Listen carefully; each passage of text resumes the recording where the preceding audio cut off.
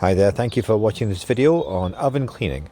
So as you can see, this oven is just, I made a start on it and I've used Oven Pride and just painted it as directed on the instructions. And this was baked in grease.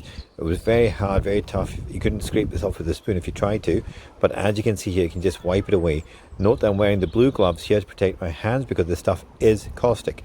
So this will burn your skin if you get it on you.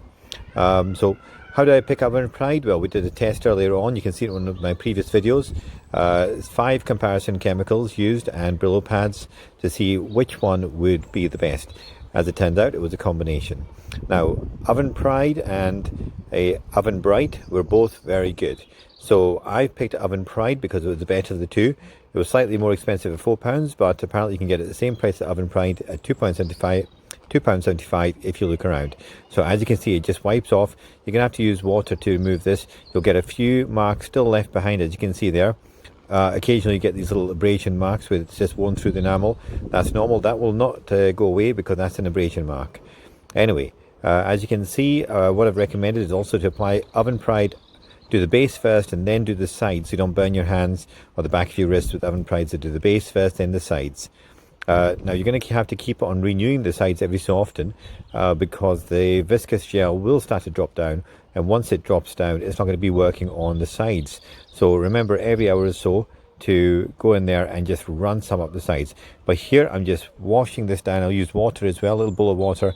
And now I've used the Brillo pad. Why a Brillo pad? Because in the test previously it showed that the combination of Brillo pad and Oven Pride work together very well.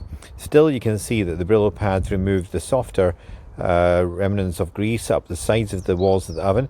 However, it's not complete. So what we'll do here is we'll wash it down again with water and then reapply Oven Pride. You can get some more Oven Pride, as you can see, by turning the bottle upside down in the oven, and that will drain some through. Now again, this time we're going to spread it across. I've used an abrasive pad. You can see the green one at the bottom there, just because that's non-absorbent, so it allows most of the chemicals to be just spread and distributed up the sides. Every hour or so I just run up the side. Remember, this is being used for 4 hours altogether. That's going to help. Now the back of the oven, you can see the base plate there which protects the fan. So at some point we're going to remove that because you'll find chemicals on the side. Look at those little marks still there present after the first layer of Oven Bright. So that's why you need to renew it up the sides. Now here we go. The base plate at the back is removable using 4 Torx screws as directed across there. They remove, and then you've got a 10mm nut at the bottom there. You can see turning it anti-clockwise, tighten it, turning to the right, loosens it. That's the exact opposite as you would expect. Okay, so to loosen the fan, you're turning it clockwise like you would normally do to tighten it. Okay, of course, remember to switch your electricity off when working with anything electric. And you can see the marks on the back. So we're not putting any cleaner on the actual elements. We're just going to wash out the back with cleaner just to remove, but not on the element itself.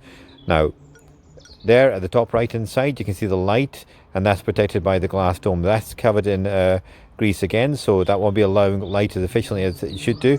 So we'll get that removed and screw it in.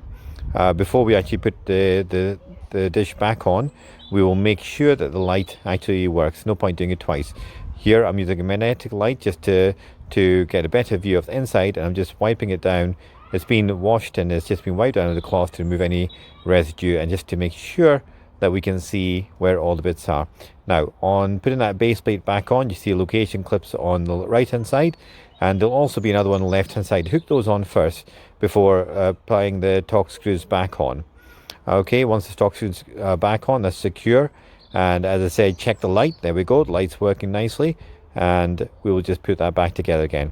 Now you see those little black marks on there. They're because at the end of this, if you just leave at this stage, you get the smell of chemicals burning in the oven.